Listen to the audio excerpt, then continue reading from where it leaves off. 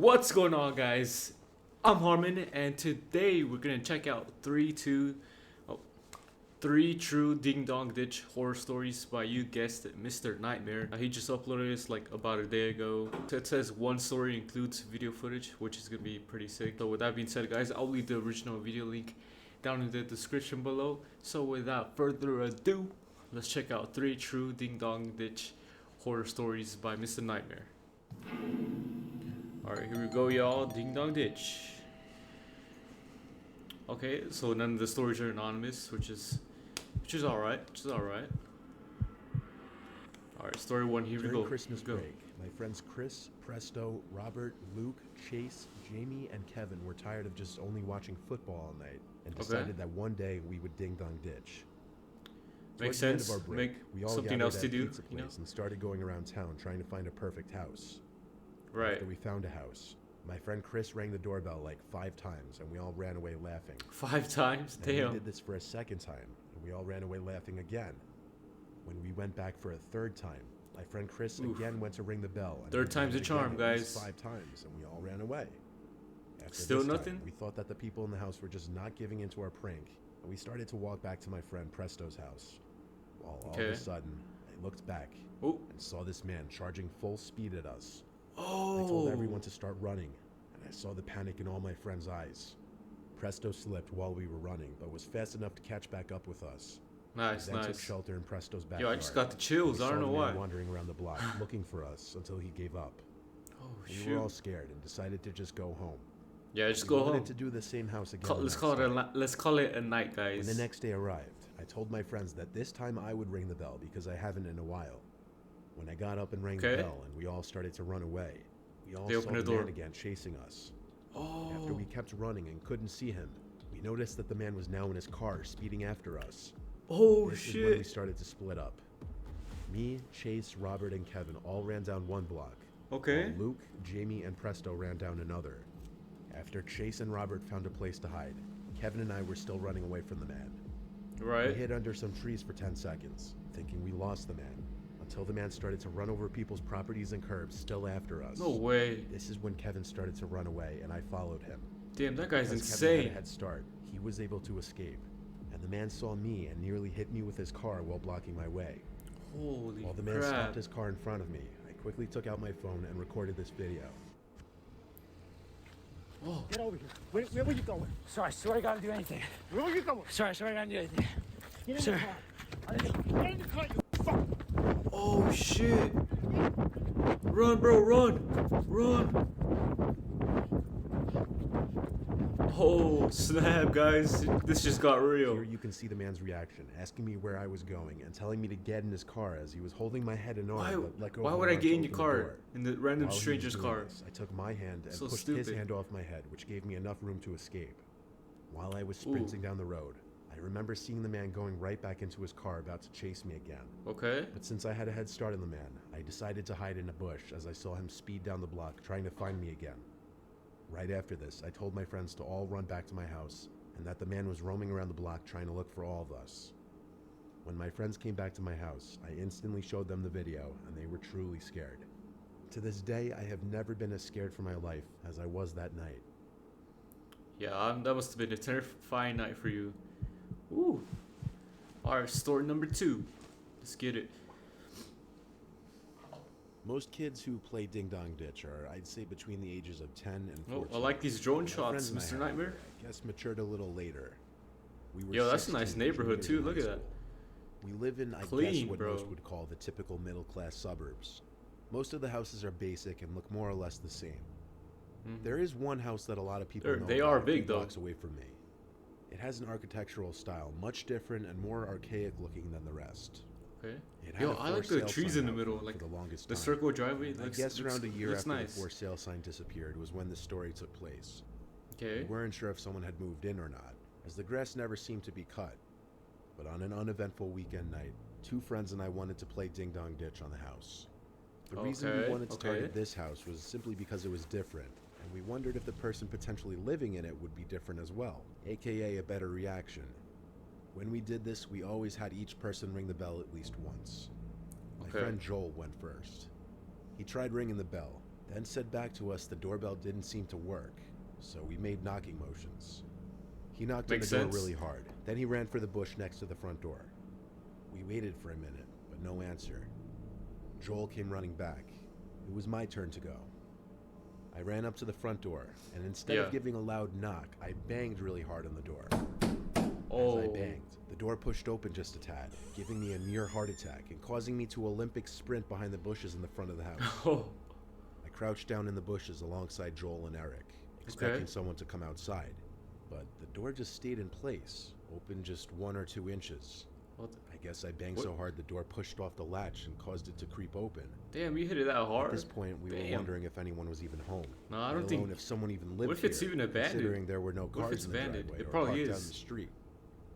We came up with the really stupid idea of going inside the house. Oh since no! It didn't appear anyone was inside. What a dumb idea! To kind of lead the way inside, pushing the door open quietly and creeping into the living room. There wasn't any furniture in the living room. Man, I would have just left right there and then. I would just left. Or a coffee table, I guess you'd call it, sitting in the middle of the room. Moonlight mixed with the light from the streetlights outside shone I'm not fucking with no abandoned house, no abandoned building, none of that stuff, none of that. We crept into the kitchen, and this was where it got gross. There was a foul odor in there. And when we opened the fridge, we realized where it was coming from. There was a bunch of old, expired, rotting things in there. The putrid smell was like a mix of long-spoiled milk and rotting meats. The fridge wasn't turned on, obviously. In our heads, this confirmed nobody could be living here. So we became a little less unnerved by the idea of someone possibly being in there as well. So with that, we decided we'd look upstairs. We were a lot less quiet now going up the stairs. There were a bunch of rooms upstairs. The house wasn't exactly tiny. All the doors were closed, so opening them was a little creepy, honestly. The 3 of us split off into different rooms, just seeing if anything interesting would be inside. No, stick together, stick together. I left from one bedroom to another one, which already had the door open, so either Eric or Joel already went inside. It was another basically empty room. It had some old nightstand in the corner, and I could see marks on the floor from where a bed used to be. Then I heard a creaking sound in the room. The room was decently sized, but I didn't see either of them inside of here. However, I did see this huge black hole in the wall opposite me. I walked closer to it. It was literally this huge hole. What if somebody's in there? The sides of the walls. It was pitch black in there. I couldn't see anything beyond the hole. But as I got closer, I heard breathing. I already knew it was one of them waiting to scare me. I said both their names though, and they both called back in different rooms. Run. I don't have to explain what that meant and what was going on in my head. Bro, my eyes are getting watery. Why? I took a few steps closer to the hole out of my stupid curiosity. Why? My 2 friends entered the room behind me, I guess giving me a little more confidence to step closer. I was maybe 4 feet from the hole when I thought I saw something in there. Something moving. My 2 friends were whispering, "What do you see?" Stop. I was dumb enough to get closer. Why, dude? I was probably 2 feet from the hole in the wall now, when someone's arm reached out from the darkness and started yanking on the collar of my shirt. My friends came to help, and in Joel's words, he clawed at the wrinkly, pale-looking arm until it let go. Then we bolted downstairs and out the front door. We contemplated calling the cops, but with the chance of someone actually living in there, we didn't want to basically admit to breaking and entering. We agreed to just not tell our parents or anyone about it that might get us in trouble. That's probably a good idea. Dude, what the fuck? Who was even in there? Like, at a certain hour in the night, you enter a certain mental state in which you're not expecting to be disturbed by the outside world. Like, for example, hearing the doorbell or your phone ringing at 3 a.m. is something that would send shivers down most people's spines. Yep. Right. So I guess I'll start by saying this was in July of 2020. I don't run the AC much. I tend to leave the windows open with the fan on full blast by my bed. Okay. It was very late in the night. I'd been in bed for hours, that's all you need to know. I remember waking up, but not knowing why. I thought I heard some kind of dinging sound, but I couldn't tell for sure. Okay. I turned off the fan for a minute, listened, but it Yo, didn't he better not be on the first floor, because if he is, back on and lay back he down. is screwed. But a few moments later, I heard it again. I turned the fan off quickly this time, and then I realized it was the doorbell I was hearing. I looked at the clock and started to feel incredibly uncomfortable. Yo, close your window first. My bell in the middle close of your window. You want to be safe. I grabbed one of my baseball bats from my closet and made my way downstairs. I did so quietly so that I could sneak to the window and peek outside. There wasn't anyone on the front deck. Naturally, having to defend my property, I opened the front door and stepped out onto the deck. Of course. No one in sight. Some stupid kids ding-dong ditching. What else? Though all that was going through my head was that why they were like in the middle of the night were real sons of bitches. Yeah. I closed the door, but I sat in the living room expecting it to happen again. I gave it a few minutes. Then as I was halfway up the stairs, I went as fast as I could down the stairs and back to the front door. I didn't catch them in time though. I wasn't about to deal with this. I got 911 on the phone and told them some little shits were ding-dong ditching my house at this insane hour. The operator wasn't really helpful though. He said it's very likely just some stupid kids and to just stop answering the door and they'll eventually give up. When I asked, he said to call back if they really don't give up or if they go beyond ringing the doorbell. Alright. I didn't like hearing that though. It made me a little uneasy. I went back upstairs to my room and turned on the fan full blast He is in the to block second out the floor. sound Okay. of the doorbell. I thought he was on the first floor because you know anyone can come in his room by the window. I just really hoped it was actually some dumb kids. When it finally seemed like they had given up, some loud sound made me jump in my bed. What the hell was that? At first I didn't know what it was, but I looked at my window and saw that it was getting soaked. It took me a second to understand someone was spraying my window with the hose. It stopped after a few seconds. I didn't even want to move out of the bed in fear that they would hear that, even as much as I wanted to go for the phone. Then there was a voice, not of a child's. It was a deeper voice, though I can't say exactly how deep because there was someone calling up, "Hey, come outside to your shed." I wanted to be anywhere but in my house at that moment.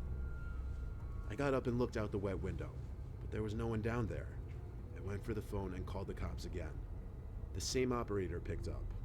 After telling him what just happened, he told me to sit tight and wait for an officer to arrive at my house. Then we hung up. Okay, yeah. I had a little more peace of mind now. Please wait for the officer. Do not go out. Do not go out. Which is the lowest level of my house, ground level to the backyard. Right. The back door is in the den, as is the back entrance to the garage. Okay. When I looked out the window to the shed in the backyard, is he there? I could see one of the two doors to the shed was swung completely open. Oh, I couldn't see into the shed, and no way was I going out there. But while expecting someone to poke their head out from the shed, I heard a light creak and noticed in the corner of my eye the back door to the garage opening. It opened in a manner that I knew it was pushed. It wasn't the wind. Looking into the dark abyss that was my garage, someone went, "Psst," to break the silence. They were inside my house. I went for the front door and waited outside in front of my house. My garage door was open. My idiot self didn't lock it, and I must have not heard it opening over the sound of the fan. A police car pulled up in front of my house moments later, and he had me wait with him while he called for backup when he realized this was a break-in case. Okay. When two other officers eventually came to help look around the house, I stayed outside with one while the other two checked the house and backyard shed. Okay, good, good. When they said it was safe to come in, I did a little searching myself before they did a police report and left. Alright. Of course, from this point on, I always make sure to remember to lock everything. This yeah, was extra lock. terrifying. Remember, guys, lock everything. Your car, car, doors, everything. Trust me, it'll save your life. Really breaking into my house. Well. Those stories were really interesting. Pretty scary to me as well. The first one with the footage, that one was like the most scariest because there was actual footage from the story. And all you hear is the man saying like, "Yo, get in the car." Why would I get in your car, man? I don't even know you. Even though if I were in their shoes, even though I did ding dong ditch, and I understand that he's mad, but still I wouldn't go in your car like, what the hell's the matter with you, man? I'm not that dumb, okay? From a scale 1 to 10, I'll rate these stories a 9.2 because they were really good, they were scary. They gave me the chills as well. Hopefully you guys did enjoy my reaction. Make sure to subscribe to join the Harmon Army, guys. You will not regret it. I will be posting reactions almost every day. And the top comment for this video is, "Ding dong, it's me, Insomnia. No sleep tonight." Oh, that's funny. Insomnia. It's been HarmonReacts, and I am out. Peace.